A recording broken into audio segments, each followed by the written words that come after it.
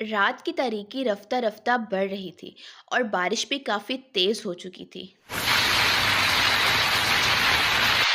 Doctor माज अपने कमरे में बैठे न्यूज़पेपर पढ़ रहे थे कि अचानक उन्हें दरवाजे पे बहुत ही ज़ोरदार दस्तक सुनाई देती है। दस्तक की आवाज़ सुन के डॉक्टर माज की बीवी दरवाजे की तरफ जाती हैं। जैसे ही वो दरवाज़ा खोलती हैं तो देखती हैं कि सामने एक बहुत ही खूबसूरत लड़की खड़ी है। तो वो उस लड़की से पूछती हैं, जी आप कौन हैं और इस टाइम यहाँ पे क्या कर रही हैं? बाहर बहुत तेज़ बारिश हो रही है। आपको क्या काम है जो आप इतनी रात को हमारे घर के दरवाज़े पे दस्तक दे रही हैं? लड़की काफ़ी घबराई हुई आवाज़ में जवाब देती है, जी मैं वो डॉक्टर साहब को लेने आई थी। मेरी अम्मा की तबीयत बहुत ख़राब है, तो रास्ते में बहुत तेज़ बारिश शुरू हो गई। तो बारिश रुकने तक क्या मैं यहाँ रुक सकती हूँ? अभी वो दोनों बातें कर ही रही होती हैं कि वहाँ पे डॉक्टर माज़ आ जाते हैं। वो उनसे कहते हैं कि आप दोनों यहाँ क्यों खड़ी हैं? चलें आएँ कमरे में चलते हैं, वहाँ जाके बात करते हैं। ये कहकर वो तीनों कमरे की तरफ चले जाते हैं। दूसरी तरफ डॉक्टर मास की एक बेटी अपने कमरे में लेटी होती है। वो काफ़ी गहरी नींद में सो रही होती है। डॉक्टर मास और उसकी बीवी उस लड़की का इंतज़ार कर रहे होते हैं जो कि वॉशरूम गई होती है। काफ़ी देर हो जाती है लेकिन वो बाहर नहीं आती। वो दोनों यही सोच रहे होते हैं। डॉक्टर की बीवी काफ़ी परेशान होती है और वो लड़की जो कि वॉशरूम गई होती है, वहाँ जाके वो अपना रूप बदल लेती है। मतलब वो एक लड़की नहीं, वो एक चुड़ैल होती है। वो एक बहुत ही खौफ़नाक चुड़ैल के रूप में आ जाती है। डॉक्टर मास की बीवी, जो कि उस लड़की को देखने के लिए वॉशरूम की तरफ जाती हैं, वो देखती हैं कि वॉशरूम का दरवाज़ा खुला है। जैसे ही वो वॉशरूम के करीब जाती हैं, तो देखती हैं कि वॉशरूम में कोई भी नहीं, जबकि वॉशरूम के आईने पे उसे कुछ खून की बूंदें दिखाई देती हैं। वो बहुत घबरा जाती है और ख़ुद से पूछती है कि पता नहीं यहाँ पे क्या हुआ होगा। वो बहुत परेशान होके वहाँ से निकलती है।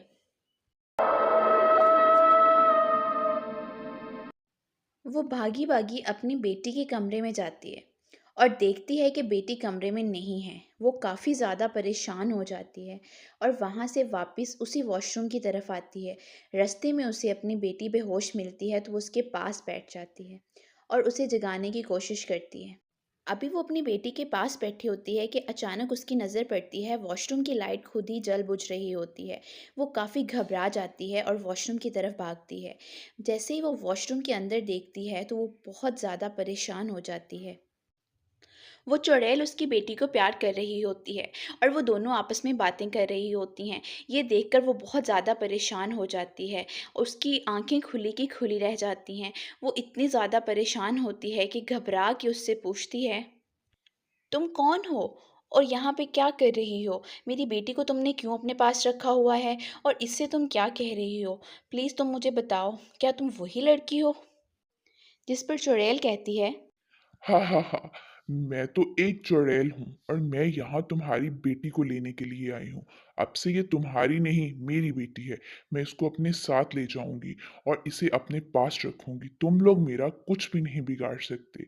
चाहे तुम इससे पूछ लो, ये किसके साथ जाना चाहती है। अब तुम यहाँ से दफ़ा हो जाओ और तुम्हारी बेटी ये नहीं है। आज के बाद तुम इसे अपनी बेटी नहीं कहोगी, नहीं तो मैं तुम्हें जान से मार दूँगी।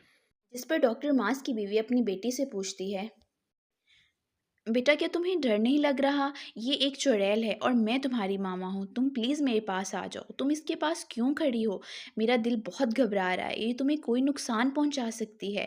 तुम यहाँ से मेरे पास आ जाओ। वो बहुत परेशान होकर अपनी बेटी के साथ ये सब बातें कर रही होती है कि उसकी बेटी कहती है, नहीं, आप मेरी मामा नहीं हैं, मेरी मामा यही हैं और मैं इन्हीं के साथ जाऊँगी।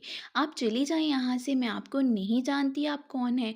प्लीज़ आप हमें एक-दूसरे से अलग मत करें। ये सब सुनकर डॉक्टर मास की बीवी बहुत ज़्यादा परेशान हो जाती है और इसी परेशानी में वो भागी-भागी अपने शौहर के पास जाती है और वो सब कुछ डॉक्टर मास को बता देती है। वो भी बहुत ज़्यादा परेशान हो जाते हैं और दोनों भागे-भागे उसी वॉशरूम की तरफ जाते हैं। जब वो उस वॉशरूम के पास जाते हैं तो वो देखते हैं कि वहाँ कोई भी नहीं है, तो वो अपनी बेटी को ढूँढने लगते हैं।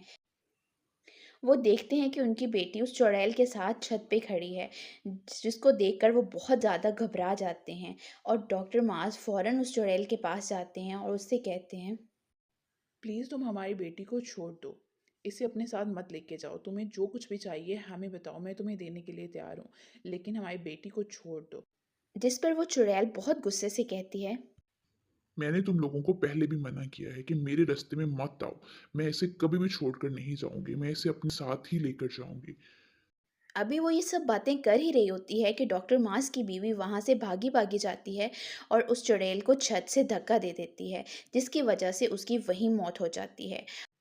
इस तरह उन तीनों की जान उस चुड़ैल से छूट जाती है और वो हँसी-खुशी रहने लगते हैं।